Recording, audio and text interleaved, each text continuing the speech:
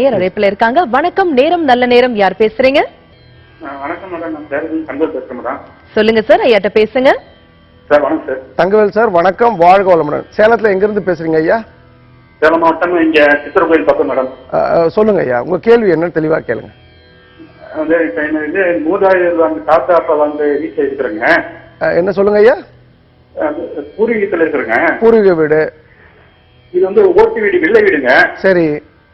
இதுல வந்து பாத்தீங்கன்னா நான் தென்மேற்குல வந்து சமையல் கட்டி இருக்குங்க. தென்மேற்குல கிணறு இருக்கா? சமையல் கட்டுங்க.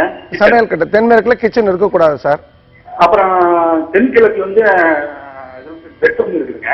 ஐயா தங்கவேல் சார், நீங்க நான் உங்களோட நீங்க கேட்க வேண்டிய கேள்வி கேளுங்க. நான் உங்க வீடு எப்படி இருக்குன்னு நான் சொல்றேன். அதனால என்ன, அதாவது டெவலப்மெண்ட் இல்லைங்க, பிரச்சனை இருக்குது. இதனால என்ன பிரச்சனை?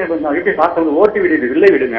ஐயா அதாவது தங்கவேல் சார், இப்ப இதால பிரச்சனை இருக்குன்னு உங்களுக்கு தெரியுதா? உங்களுக்கு இப்பதான் சமீபமா தெரியும், இதுக்கு முன்னாடி எனக்கு தெரியாது, ஒரு நாள் தெரியாது. ஓகே, பிரச்சனை இருக்குன்னா இப்போ வந்து அதை மாத்திக்கிறதா சிறந்தது ஐயா. என்ன பிரச்சனை, எப்படிப்பட்ட பிரச்சனை நம்ம சொன்னோன்னா நெகட்டிவான விஷயங்கள் நம்ம பேசவோ கேட்கவோ கூடாது ஐயா.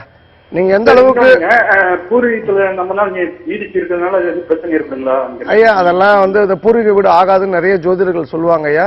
இப்ப பூர்வீக வீட்டுல நல்ல தெற்கு திருந்து நல்ல வாஸ்து பலம் வந்து தென்மேற்குல மலையும் வடகிழக்குல ஊர் குளம் இருந்ததுன்னா அதை விட சிறந்த மனை உங்களுக்கு கிடைக்காது ஐயா. ஸோ பூர்வீகம் ஆகாதுன்றது வந்து எனக்கு உடன்பாடு இல்லை.